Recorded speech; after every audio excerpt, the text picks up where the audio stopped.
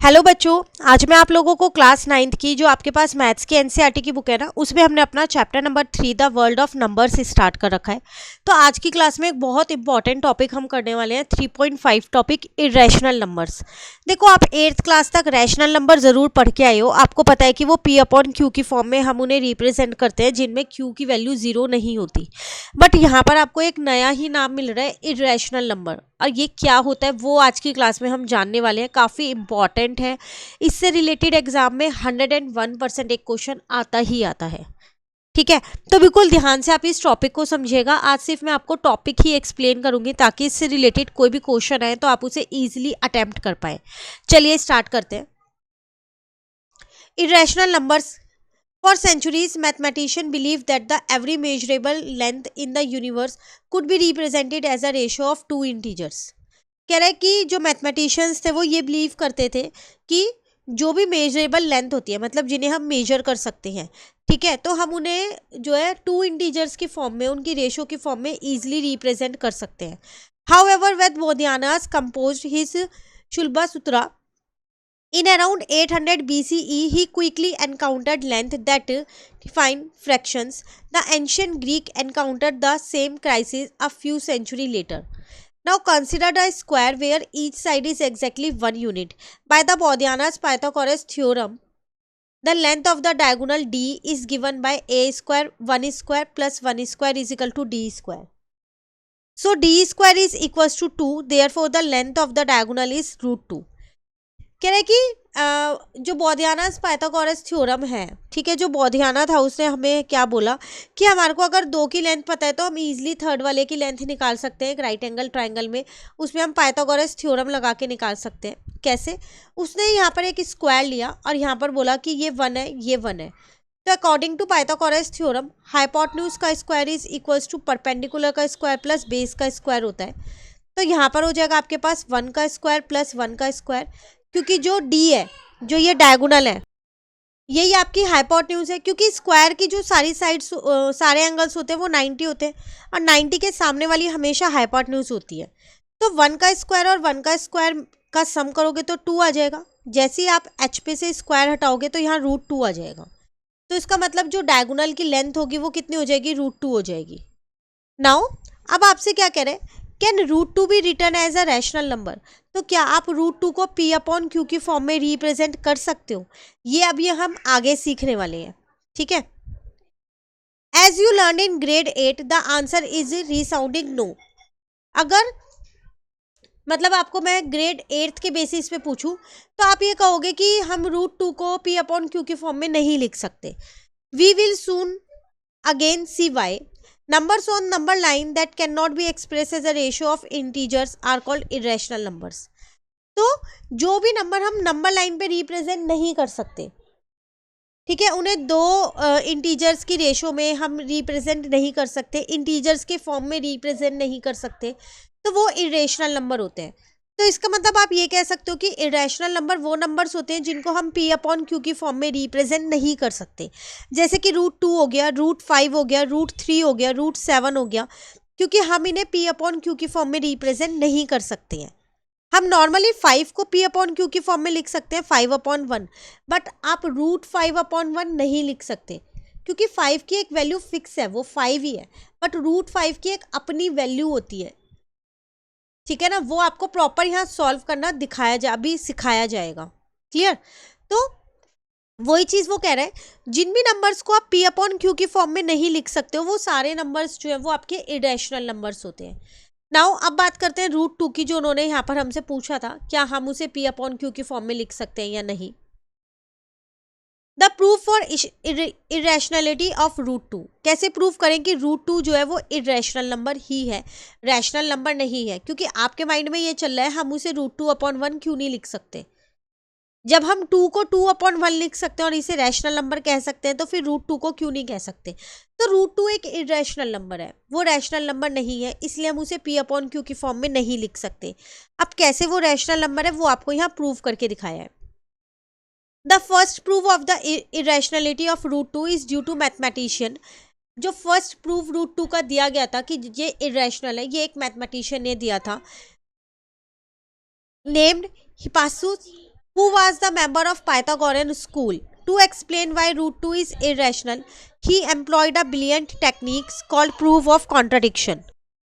तो उन्होंने यहाँ पर एक टेक्निक निकाली रूट 2 को इरेशनल प्रूफ करने के लिए। वो क्या टेक्निक निकाली? Proof bye contradiction. कॉन्ट्राडिक्शन मतलब हम उसका उल्टा कुछ एज्यूम करने वाले हैं, नेमली तो हम इसमें ना उल्टा एज्यूम कर लेंगे। हम रूट 2 को पहले रैशनल नंबर मान लेंगे इरेशनल नंबर की जगह। ऐसा इस मैथमेटिशियन ने ये टेक्निक निकाली कि इससे हम प्रूव कर सकते हैं कि रूट 2 एक इरेशनल नंबर है।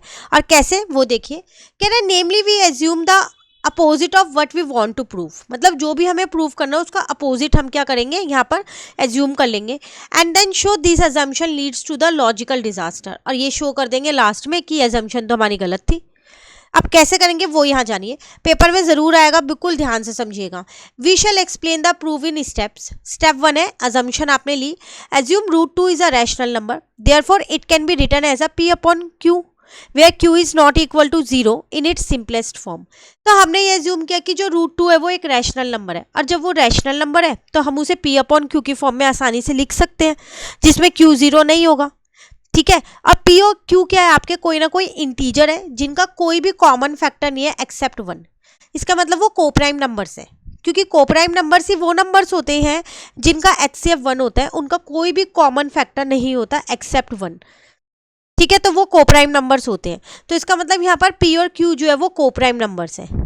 तो जब रूट 2 जो है मैं उसे p अपॉन q की फॉर्म में लिख सकती हूँ। अभी आपको माइंड में सिर्फ ये रखना है कि रूट 2 एक रैशनल नंबर है। आपने इसे p अपॉन q की फॉर्म में लिख दिया। अब आपने क्या किया, अगले स्टेप में, स्टेप 2 में दोनों साइड पे स्क्वायर कर दिया। तो रूट 2 का स्क्वायर तो 2 हो जाएगा, इसका स्क्वायर p स्क्वायर और q स्क्वायर हो जाएगा। ये रहा वो स्टेप। नाउ अब इस q को आप इधर ले जाओ या फिर मल्टीप्लाई कर दो दोनों साइड पे q स्क्वायर। तो जब दोनों साइड पे q स्क्वायर से मल्टीप्लाई करोगे तो q स्क्वायर यहाँ तो कट जाएगा राइट साइड से, लेफ्ट साइड में आपके पास ये आ गया और राइट साइड में ये आ गया। अब आप ध्यान से देखो, जो p स्क्वायर है वो इक्वल किसके, 2q स्क्वायर के इक्वल है। तो इसका मतलब p स्क्वायर जो है वो पूरा पूरा डिवाइड हो रहा है, डिविजिबल है, और उसका जो एक फैक्टर है वो 2 है। तो वही चीज यहाँ लिखी है, because p square is equal to 2 times some integer, p square must be even number. तो फिर p तो कोई एक इवन नंबर होगा ना, और जब वो इवन नंबर है तो इसका मतलब उसका 1 के अलावा कोई और फैक्टर तो हो गई। ठीक है, the number itself must be even. आप कह रहे हैं if a square of a number is even, किसी भी नंबर का जो स्क्वायर करोगे वो इवन आ रहा है तो ऑब्वियस सी बात है वो नंबर भी तो इवन होगा। 4 का स्क्वायर करोगे 16 आ रहा है तो 4 भी तो इवन ही है। ठीक है, तो therefore p is an even integer. तो यहां से मैंने ये प्रूफ कर दिया कि p जो है वो एक इवन इंटीजर है। अब मैंने यहाँ पर p को लेट कर लिया 2k। ध्यान रखना ये हम इसलिए कर रहे हैं क्योंकि हमने ऊपर एज्यूम किया हुआ है कि p और q का कोई भी कॉमन फैक्टर नहीं है एक्सेप्ट 1, जबकि यहाँ पर वो एक इवन इंटीजर है और इवन इंटीजर का एक फैक्टर 2 तो होता ही होता है। ठीक है, तो स्टेप 4 तक क्लियर हो गया। अब आते हैं हम अपने स्टेप 5 पे। अब इसी स्टेप में आपसे क्या कह रहे हैं, आपने चलो p को तो 2k मान लिया। ठीक है, आपको ये पता चल गया कि यहाँ पर p जो है वो एक इवन नंबर है, एक इवन इंटीजर है। ठीक है ना, अब आपने p को यहाँ पर 2k मान लिया। बैक टू आवर इक्वेशन, अब वापसी अपनी इक्वेशन पे आ जाओ। आपके पास इक्वेशन थी ये, अब जहां पर भी p है ना आप वहां पर क्या कर दो 2k रख दो, तो ये 2k का स्क्वायर हो गया। तो ये हो गया 2q square is equals to में 4k स्क्वायर। ठीक है ना यहाँ तक। अब अगर हम आगे देखें तो देखो इस 2 को अगर मैं नीचे लेके आती हूँ यहाँ पर राइट साइड पे तो वो कट हो जाएगा, तो 2k स्क्वायर ही बचेगा। अगेन सेम वही चीज आ गई जो यहाँ p के लिए आई थी, q के लिए भी वही चीज आ गई। तो अगर आप अपनी डिडक्शन देखें q के लिए तो उसमें क्या है कि q स्क्वायर जो है वो किसी भी एक नंबर के 2 टाइम्स है, और जब वो किसी भी एक नंबर के 2 टाइम्स है तो इसका मतलब वो इवन नंबर है। मान लो अगर आप 3 का भी 2 टाइम्स करोगे तो 6 आएगा, इवन आएगा। जिसको भी आप 2 से मल्टीप्लाई कर दोगे वो इवन बन जाएगा। तो इसका मतलब q भी मेरा एक इवन नंबर है, एक इवन इंटीजर है। जब q स्क्वायर मेरा इवन है तो फिर q भी तो मेरा इवन ही है। तो यहां से मेरे को एक चीज पता चल गई कि जो मेरे p और q थे स्टेप 8 में, कि p भी इवन है और q भी इवन है। तो इनका जब ये दोनों नंबर इवन है तो इनका एक कॉमन फैक्टर तो 2 होगा ही होगा, क्योंकि हर एक इवन नंबर का कॉमन फैक्टर 2 होता ही होता है। बट हम स्टेप 1 में ये एज्यूम करके आए थे कि P अपॉन Q अपनी सिंपलेस्ट फॉर्म में है और उनका कोई भी कॉमन फैक्टर नहीं है एक्सेप्ट 1, वो कोप्राइम नंबर्स है। तो इसका मतलब जो हमने एज्यूम किया था ऊपर वो गलत एज्यूम किया था, और हमको यही तो प्रूव करना था। इस मैथमेटिशियन ने इसी तरीके से तो प्रूव कराया है कि हम जो एज्यूम कर रहे हैं वो एक गलत एज्यूम कर रहे हैं। तो उसने स्टेप बाय स्टेप हमें बताया कि हम सॉल्व करते जाएंगे तो लास्ट में आके पता चलेगा जो हमने एज्यूम किया वो गलत किया है। तो because our logical steps are flawless, our initial assumption must be wrong. तो जो हमने स्टार्टिंग में ही एज्यूम किया था ना कि जो रूट 2 है उसको मैं P अपॉन Q के इक्वल रख सकती हूँ, P और Q एक इंटीजर है, कोई और कॉमन फैक्टर नहीं है, इनका 1 ही इनका कॉमन फैक्टर है, वो अजम्पशन ही मेरी गलत थी, वो मैं इसको रख ही नहीं सकती। रूट 2 मेरा एक इरेशनल नंबर है, मैं रूट 2 को फ्रैक्शन में एक्सप्रेस नहीं कर सकती। क्लियर? तो ये काफ़ी इंपॉर्टेंट क्वेश्चन है, 8 स्टेप्स हैं, आपको एज इट इज एग्जाम में करके आने हैं। इतनी बड़ी बड़ी स्टेटमेंट्स नहीं लिखनी है, उनको आप अपनी शॉर्ट लैंग्वेज में लिख सकते हो। एंड ऑफ द चैप्टर वाली जो एक्सरसाइज है उसमें एक क्वेश्चन है तो वो हम करेंगे, तो आप वहाँ से देखना कि कैसे करेंगे। यहाँ तक क्लियर हो गया? तो वही स्टेप्स को शॉर्ट करके लिख दिया। क्लियर? अब try to prove the irrationality of root 3 using the approach by contradiction. Will the same approach work for root 5, root 7 और root 10? अब आपसे यहाँ थिंक एंड रिफ्लेक्ट में क्या कह रहा है, रूट 2 तो चलो आपने यहाँ पर क्या कर लिया, यहाँ पर प्रूव कर दिया कि वो इरेशनल है। सिमिलरली अब आप root 3, root 5, root 7 and root 10 को भी एक्सप्रेस करके दिखाओ। क्या आप इन्हीं सेम अप्रोच से जो इस मैथमेटिशियन ने अप्रोच दी है, कॉन्ट्राडिक्शन वाली अप्रोच, उससे आप प्रूव कर सकते हो? तो हम डेफिनेटली प्रूव कर सकते हैं। अगर आप अपने एंड ऑफ द चैप्टर वाली एक्सरसाइज पे एक बार आ जाओ, मैं आपको यहाँ दिखा देती हूँ।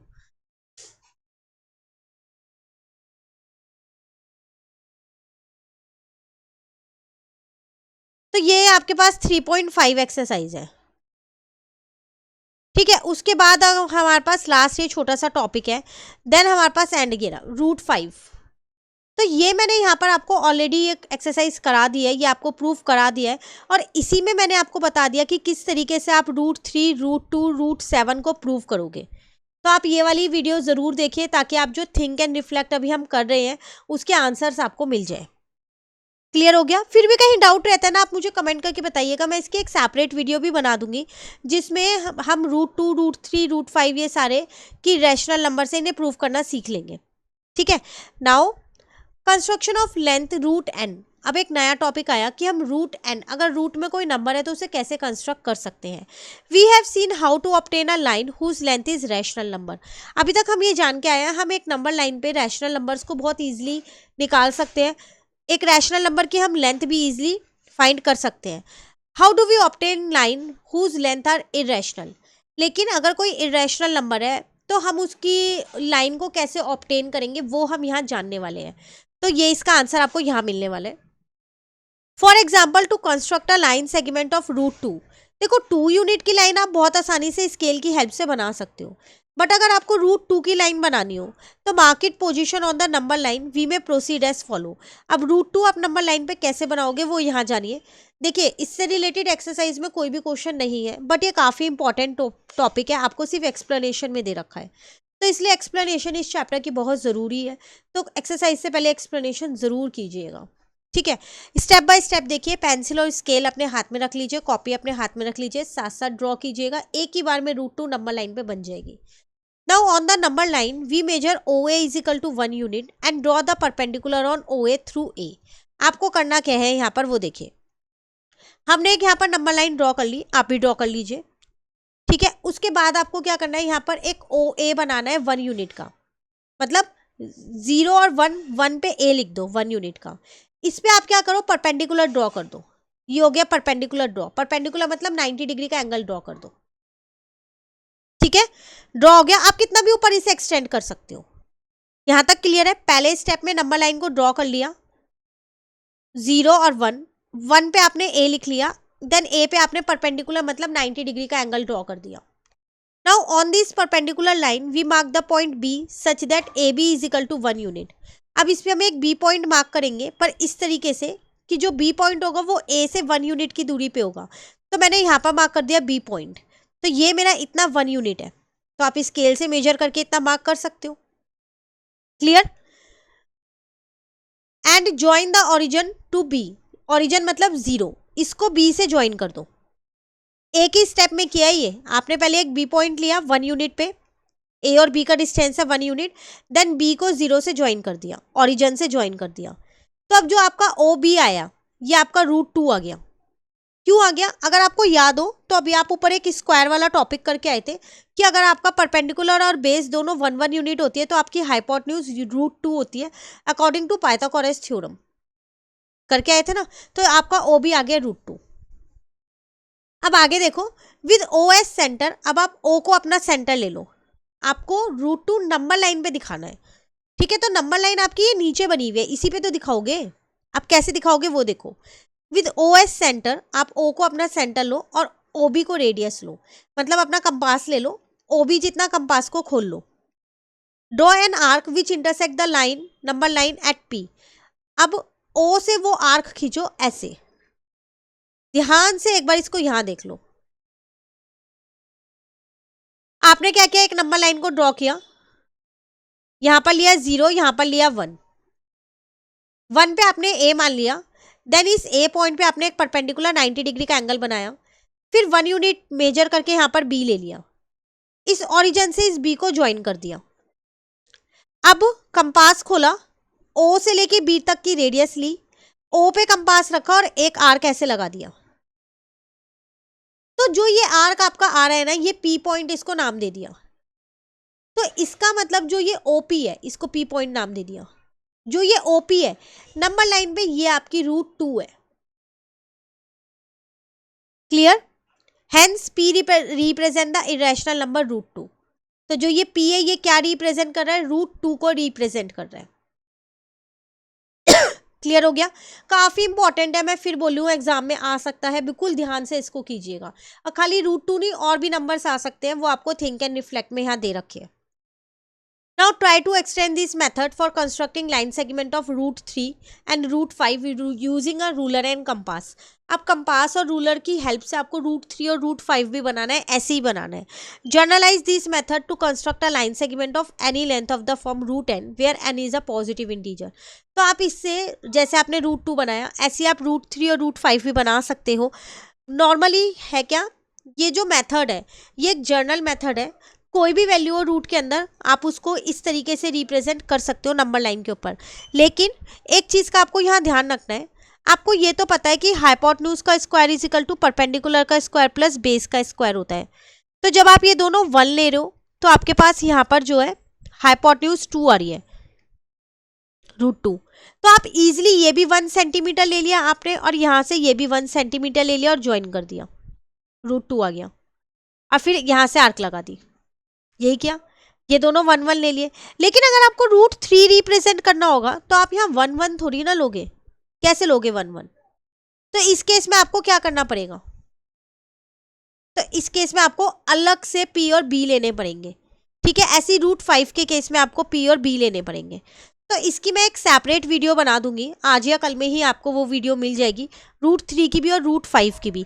आप वीडियो ज़रूर देखिएगा, क्योंकि एग्जाम में √3, √5, √2 इनमें से कोई सा भी आ सकता है कि आपको कंस्ट्रक्ट करना है। ठीक है, तो इसकी एक सेपरेट वीडियो बना देंगे हम √3 और √5 की, और उसमें मैं आपको ये दोनों सिखा दूंगी, साथ के साथ जर्नलाइज भी सिखा दूंगी कि कोई भी नंबर आता है तो आप उसे किस तरीके से नंबर लाइन पे रिप्रेजेंट कर सकते हो। क्लियर? चलिए, नाउ स्टोरी ऑफ पाई आपसे यहाँ पर क्या कह रहा है, ये सिंपल से आपको एक स्टोरी दे रखी है, इसमें कुछ भी नहीं है, आप इसको खुद से रीड कर सकते हैं। कहीं भी दिक्कत हो आप मुझसे कमेंट करके पूछ सकते हैं। अब हम अपने जरा डेसिमल्स पे आ जाते हैं, जो कि अगेन एक इंपॉर्टेंट टॉपिक है इस चैप्टर का, real numbers, decimal and cyclic pattern. क्या है इसमें? When we unite the dense web of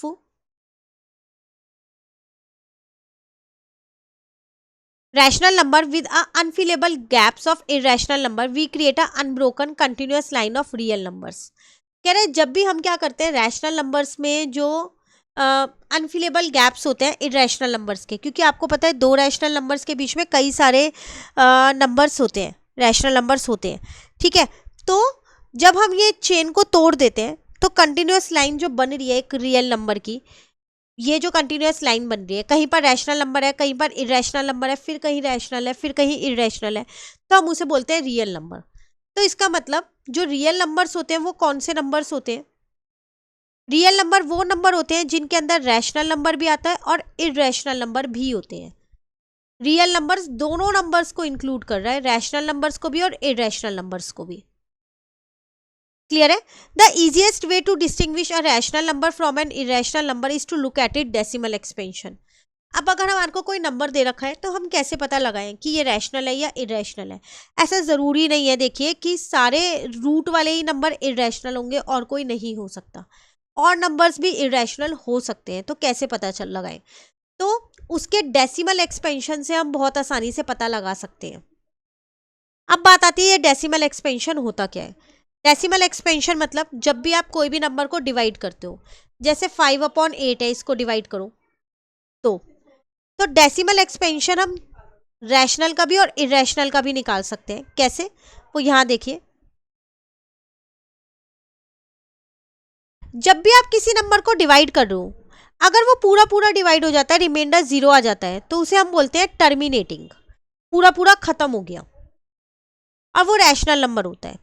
पर जब भी आप अगर किसी नंबर को डिवाइड कर रहे हो, वो पूरा पूरा डिवाइड नहीं हो रहा, बार बार एक ही नंबर रिपीट होता जा रहा है, तो उसको हम बोलते हैं नॉन टर्मिनेटिंग।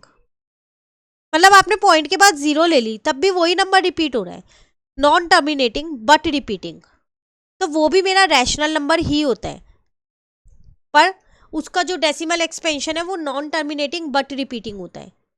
सिमिलरली जब भी आप अगर किसी नंबर को डिवाइड कर रहे हो, तो वो पूरा पूरा डिवाइड नहीं हो रहा, साथ के साथ उसमें नंबर भी रिपीट नहीं हो रहा, तो हम उसको बोलते हैं नॉन टर्मिनेटिंग, नॉन रिपीटिंग, और वो हमारा इरेशनल नंबर होता है, नॉन टर्मिनेटिंग नॉट रिपीटिंग। तो अगर आपको कोई भी नंबर P/Q की फॉर्म में दे रखा है, तो आप देखते ही मत कह देना कि ये रैशनल नंबर है, आप उसे डिवाइड करके देखो। अगर डिवाइड करके पूरा पूरा डिवाइड हो रहा है तो वो रैशनल नंबर है। अगर वो पूरा पूरा डिवाइड नहीं हो रहा, रिमाइंडर बच रहा है, पर बार बार वही नंबर रिपीट होता जा रहा है, तब भी वो रैशनल है। लेकिन अगर वो पूरा पूरा डिवाइड नहीं हो रहा और नंबर भी रिपीट नहीं हो रहा है, तो फिर वो इरेशनल नंबर है। तो इसका मतलब खाली रूट वाले नंबर्स ही इरेशनल नहीं होते, और नंबर्स भी इरेशनल होते हैं। क्लियर? वही चीज़ अब आपको यहाँ सिखा रखी है। टर्मिनेटिंग बता दिया, the division eventually leaves a remainder 0। 3/8 पूरा पूरा डिवाइड होगा, तो वो रैशनल नंबर है। अगर वो रिपीट हो रहा है, the division never reach a remainder 0, वो 0 तक नहीं आ रहा, बट उसकी जो डिजिट की सीक्वेंस है वो रिपीट होनी शुरू हो गई है, तो भी वो रैशनल ही होगा, बट वो नॉन टर्मिनेटिंग बट रिपीटिंग होगा। तो 0.4545 यही आ रहा है, तो हम क्या करेंगे, इसे 0.45 बार लगा देंगे। इस बार का मतलब है जिस भी नंबर पे बार लगा होता है, मतलब वो नंबर ही बार बार रिपीट हो रहा है। क्लियर? अब क्या कह रहे हैं, try to find the decimal expansion of 10/3 and 11/12। What do you notice about the repetition of digit after the decimal point? अब आपको क्या करना है, इनका डेसिमल एक्सपेंशन निकालना है। तो 10/3 है, अगर हम इसको यहाँ निकालते हैं, तो मैंने 3 यहाँ लिख दिया, 10 यहाँ लिख दिया, 3 3 जा 9, 1 बचा, पॉइंट लगा के 0 ले लिया, अगेन 3 3 जा 9, 1 बचा, फिर 3 3 जा 9, देख लो बार बार रिपीट ही होएगा अब 3, क्योंकि हर बार 1 बच रहा है। तो मैंने 3.33 बार लगा दिया, और इसको यहाँ लिख दिया नॉन टर्मिनेटिंग बट रिपीटिंग। तो ये रैशनल नंबर तो है, पर ये टर्मिनेटिंग नहीं हो रहा, टर्मिनेट नहीं हो रहा, सिर्फ रिपीट हो रहा है। उसी तरीके से अगर मैं दूसरा लूँ 11/12, तो 11/12 को अगर मैं यहाँ पर करती हूँ, तो मैंने 12 यहाँ लिख दिया और 11 यहाँ लिख दिया। 12 की टेबल में 11 नहीं आता, पॉइंट लगा के सीधा 0 लिया पहले। नाउ अब मेरे को 110 से छोटा नंबर देखना है, तो 12 10 है, तो मेरे पास यहाँ पर अगर हम देखें तो 120 हो जाएगा, बड़ा नंबर है। तो इसका मतलब छोटा नंबर मैं 12 × 9 ले सकती हूँ, 108। ठीक है, तो 2 बचा। अब 0 ले सकती हूँ क्योंकि ऑलरेडी मैं एक डेसिमल लगा चुकी, देन 12 1 जा 12 हो गया, 8 बचा, फिर 0 ले लिया। अब 12 की टेबल में अगर मैं 80 से छोटा नंबर देखूँ तो 7 जा तो बड़ा हो जाएगा, 6 जा लेना पड़ेगा, 72, फिर दोबारा 8 बच रहा है। अब फिर दोबारा मुझे यहाँ पर 0 लेना पड़ेगा, फिर 72 लिखूंगी 6 पे, फिर 8 बचेगा। तो इसका मतलब अब यहाँ पर क्या हो रहा है, ये 6 बार बार रिपीट हो रहा है, तो इस 6 पे बार लगा दो सिर्फ, 9 और 1 पे मत लगाना क्योंकि वो रिपीट नहीं हो रहा, सिर्फ 6 रिपीट हो रहा है। तो ये भी आपके पास क्या है, नॉन टर्मिनेटिंग बट रिपीटिंग।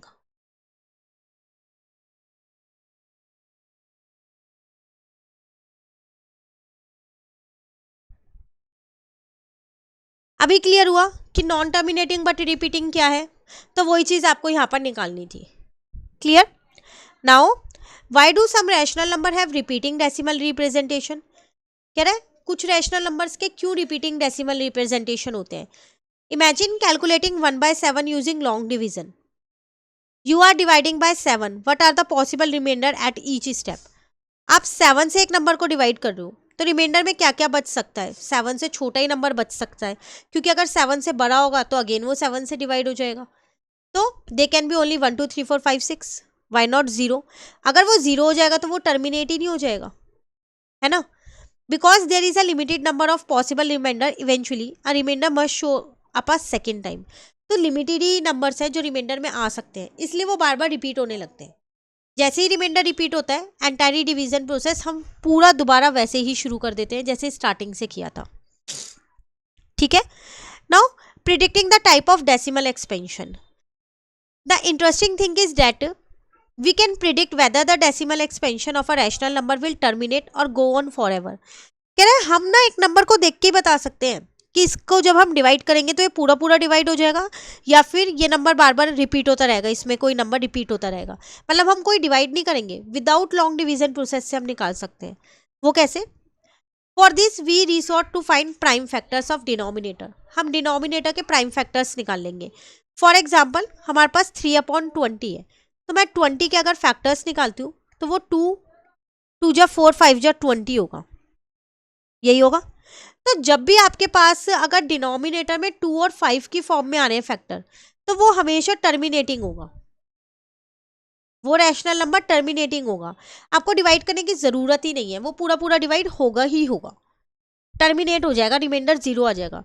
लेकिन अगर इनके अलावा कोई और फैक्टर आता है, इनके अलावा ये आ रहे हैं और साथ में 3 भी आ गया, 7 भी आ गया, 11 भी आ गया, तो फिर वो नॉन टर्मिनेटिंग होगा।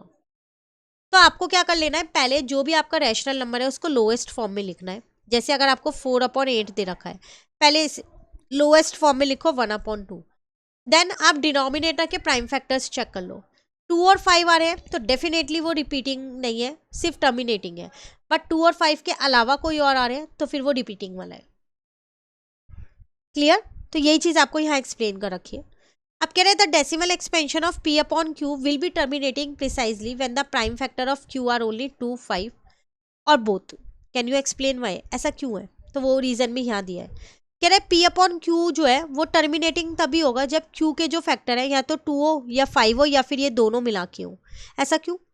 This is because in such cases we can make the denominator a power of 10, क्योंकि इसमें हम डिनोमिनेटर को 10 की फॉर्म में बना सकते हैं। जैसे आपके पास था 3/20, इसको आप इजिली 100 बना सकते हो 5 से इंटू करके, न्यूमरेटर और डिनोमिनेटर में। तो आपका आंसर आ गया 0.15। पर जो 2 और 5 के फॉर्म में नहीं होते, ठीक है, आप उन्हें 100 या फिर 10 की पावर में नहीं बना सकते, डिफिकल्टी होती है, इसलिए फिर वो आपके पास क्या हो जाते हैं, वहां पर नॉन टर्मिनेटिंग बन जाते हैं।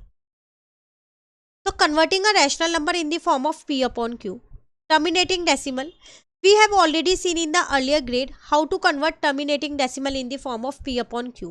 हम पहले भी ये जान चुके हैं। जैसे कन्वर्ट 0.35 इंटू p/q, ईजिली कर सकते हो, डेसिमल हटाया नीचे 100 आ जाएगा, 35/100, लोएस्ट फॉर्म आ गई 7/20। पर ये तो आसान था, लेकिन अगर कोई नंबर ऐसा जो रिपीट हो रहा है, now let us understand how to convert non terminating repeating decimal. उनको कैसे कन्वर्ट करेंगे? जैसे आपको दिया 0.6 बार, लेकिन 6 पे बार है, मतलब 6 बार बार रिपीट हो रहा है, तो हमने इसको x मान लिया। अब एक ही नंबर रिपीट हो रही है ना, तो हम यहाँ दोनों में 10 से मल्टीप्लाई कर देंगे, तो 10x = 6 हो जाएगा, 6.6 बार। ये पॉइंट एक डिजिट आगे चला गया। जब एक नंबर रिपीट हो रहा हो तो 10 से मल्टीप्लाई, जब दो नंबर रिपीट हो रहे हो तो 100 से मल्टीप्लाई। ठीक है, अब इसे इक्वेशन 1 मान लेंगे, इसको इक्वेशन 2 मान लेंगे। अब क्या करेंगे, हम इन्हें सब्ट्रैक्ट कर देंगे। राइट साइड को राइट साइड से करेंगे, लेफ्ट साइड को लेफ्ट साइड से करेंगे। तो 9x is equal to 6, x आ गया मेरे पास 6/9, लोएस्ट फॉर्म इज 2/3। x को मैंने क्या माना था, 0.6 बार। तो इसका मतलब जब भी नंबर हमारे पास नॉन टर्मिनेटिंग बट रिपीटिंग होता है, हम उसको भी रैशनल नंबर p/q की फॉर्म में लिख सकते हैं, क्योंकि वो रैशनल नंबर का ही तो डेसिमल एक्सपेंशन है, तो हम उसको ऐसे लिखेंगे। नॉर्मल नंबर्स मैं बहुत इजीली लिख पा रही हूँ, पॉइंट हटाया, नीचे 100 लगा दिया, क्योंकि इस पे बार नहीं है। लेकिन अगर बार होगा तो ऐसे करोगे। और ये काफ़ी इंपॉर्टेंट क्वेश्चन है, एग्जाम में एक क्वेश्चन इसका आता ही आता है। RD शर्मा से हमने इसके काफ़ी सारे क्वेश्चंस कर रखे हैं, चैनल पे अपलोड है, आप वहाँ से कर सकते हैं। ठीक है, सेम ऐसी अगला एग्जाम्पल है, कई सारे एग्जाम्पल इसी पे बेस्ड दिए। 0.45 बार। अब यहाँ पर देखो, मैं स्टेटमेंट नहीं लिख रही, शॉर्ट में ही बता रही हूँ।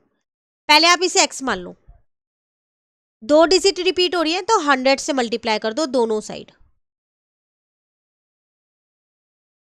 अब बस दोनों इक्वेशंस को क्या करो, सब्ट्रैक्ट कर दो, 2 में से 1 को। तो 100x माइनस x हो गया, यहाँ पर 45.5 बार माइनस 0.45 बार, तो ये तो 0 ही बन जाएगा। तो 99x is equal to 45, x की वैल्यू आ गई 45/99, लोएस्ट फॉर्म में निकाल दो, आपका आंसर आ गया 5/11। ठीक है, अब एक और केस है जर्नल रिपीटिंग डेसिमल का। अ जर्नल रिपीटिंग डेसिमल है some non repeating digit just after the decimal point followed by repeating block. कई बार ऐसा होता है डेसिमल के बाद सारी डिजिट्स रिपीट नहीं हो रही होती, कुछ डिजिट्स रिपीट हो रही होती है, जैसे यहाँ सिर्फ 6 रिपीट हो रहा है, 1 नहीं हो रहा। तो कैसे कन्वर्ट करेंगे, अभी हमने जाना दोनों रिपीट हो रहे थे, तो हमने 1 हो रहा था तो 10 से मल्टीप्लाई कर लिया, 2 हो रहे थे तो 100 से कर लिया। अब क्या करें, तो कुछ नहीं करना, उसमें भी आपको एक ही डिजिट तो रिपीट हो रही है ना, 6 रिपीट हो रहा है ना, तो वही सेम प्रोसेस लगा दो। तो ये हो जाएगा 10x, ये पॉइंट आगे चला गया 1.6 बार। आप इसको ये भी लिख सकते हो, देखो बार हटा दो, 666 लिख सकते हो, तो ये भी यही आएगा। फिर वही ये इक्वेशन 1 ये इक्वेशन 2 हो गई, सब्ट्रैक्ट कर दो, तो यहाँ आ जाएगा 10x माइनस एक्स, यहाँ आ जाएगा 1.666, कितने भी 6 ले सकते हो, ऐसा ज़रूरी नहीं है मैंने 4 लिए तो आप भी 4 लो, मैं 3 लूँ तो आप भी 3 लो, नहीं। 1.666 0.166 सब्ट्रैक्ट कर दो, तो 1.5 आ रहा है। तो x की वैल्यू कितनी आ गई आपके पास, 1.5/9, पॉइंट हटाया 0 आ गया, तो 15/90, लोएस्ट फॉर्म 3 की टेबल से काट रही हूँ, तो 1/6 आ गया। सॉल्व करके ये रहा, मेथड सेम है, एक डिजिट रिपीट हो रही है तो 100 से ही मल्टीप्लाई करो, सॉरी 10 से मल्टीप्लाई करो, 2 डिजिट रिपीट हो रही है तो 100 से कर दो, 3 हो रही है तो 1000 से कर दो। ठीक है, एक और मेथड है इसको करने का, बट सारे मेथड सीखोगे तो कन्फ्यूजन हो जाएगी, एक मेथड सीख लो, आंसर सबसे सेम आने वाला है। ठीक है ना। नाउ इस एग्जाम्पल में क्या बोला गया है, कन्वर्ट 2.357 पे बार है सिर्फ, मतलब सिर्फ 7 रिपीट हो रहा है, इसे p/q की फॉर्म में कन्वर्ट करना है। तो यहाँ पर 35 रिपीट नहीं हो रहा, सिर्फ 7 रिपीट हो रहा है, तो हम इसमें क्या करेंगे, पहले 10 से मल्टीप्लाई करेंगे। ठीक है, उसके बाद हमने यहाँ पर इसको क्या किया, यहाँ पर 10 से 100 से मल्टीप्लाई किया, क्योंकि ये 2 डिजिट जो है जो रिपीट नहीं हो रही उनको हम डेसिमल से पहले ले आते हैं, इन्हें डेसिमल से पहले ले आते हैं और ये वाली यहीं छोड़ देते हैं। अब डेसिमल से पहले लाने के लिए 100 से मल्टीप्लाई करना पड़ेगा, तो वो हो जाएगा मेरे पास 100x और यहाँ पर आ जाएगा 235.7 बार। ठीक है, अब एक ही डिजिट रिपीट हो रही है डेसिमल के बाद, अब आप नॉर्मली 10 से मल्टीप्लाई करते हो, अब दोनों में 10 से मल्टीप्लाई कर लो। पहले जो रिपीट नहीं हो रही थी ना उनको मैं डेसिमल से पहले ले आई, शिफ्ट कर दिया। अब पूरा प्रोसेस वही है, इक्वेशन 1 इक्वेशन 2 को सब्ट्रैक्ट करना, ये इक्वेशन 1 हो गई, अब आपकी ये 2 हो गई, सब्ट्रैक्ट कर दो, फाइनली आपका आंसर आ जाएगा। उम्मीद करती हूँ अब आपको समझ आ गया होगा कि कैसे कन्वर्ट करना है। एग्जाम्पल नंबर 9 सेम वही है, मैं आपको शॉर्ट में इसे भी बता रही हूँ, 2.4537 है, ध्यान से देखो। ये रिपीट नहीं हो रहे, तो पहले 100 से मल्टीप्लाई कर लो और इनको डेसिमल के इस साइड पे ले आओ। ठीक है, ये इक्वेशन 1 ले ली। अब दो नंबर रिपीट हो रहे हैं तो इसको 100 से मल्टीप्लाई करो, क्योंकि दो नंबर रिपीट हो रहे हैं। ठीक है, ये इक्वेशन 2 हो गई। नाउ सब्ट्रैक्ट कर दो, तो यहां पर आपके पास आ जाएगा 1 2 3 4 माइनस 100, एक्स ऐसी है 24537.37 माइनस 245.37, सब्ट्रैक्ट कर दो, P अपॉन Q की फॉर्म में आंसर। क्लियर? तो ये आपका फाइनली आंसर आ जाएगा। सिर्फ मेथड समझना है, याद कुछ भी नहीं करना। जितने नंबर रिपीट होंगे डेसिमल के बाद उतनी जीरो लगानी है, 110 उतने से मल्टीप्लाई करना है। Clear? Now summary table conversion की वही आपको पूरा बता रखा है किस तरीके से आपने उसे सॉल्व किया है। एक शायद लास्ट टॉपिक है the magic of cyclic number, इसको भी कंप्लीट कर लेते हैं, देन एक्सरसाइज नेक्स्ट क्लास में करेंगे। When we calculate the decimal for 1/7 we got this और this। कह रहे जब मैं 1/7 का यहाँ पर डेसिमल एक्सपेंशन निकाल रही हूँ, तो पता है जब आप डिवाइड करोगे ना तो आप ये जानोगे कि 1/7 को हम डिवाइड कर रहे हैं तो हमारे पास 0.142857 आ रहा है। उसके बाद फिर ये 142857 ये बार बार मेरा रिपीट हो रहा है, तो मैंने इसलिए इसमें बार लगा दिया। नाउ द रिपीटिंग ब्लॉक मेरे पास ये हो गया। रिपीटिंग ब्लॉक मतलब जो नंबर बार बार रिपीट होता है। Is one of the mathematics most fascinating gem a cyclic number, इसे ही हम साइक्लिक नंबर बोलते हैं। Watch what happen when we multiply it by a digit 1 through 6। अगर मैं इसी नंबर को 1 से लेके 6 तक मल्टीप्लाई करती हूँ तो ये नंबर सारे हैं।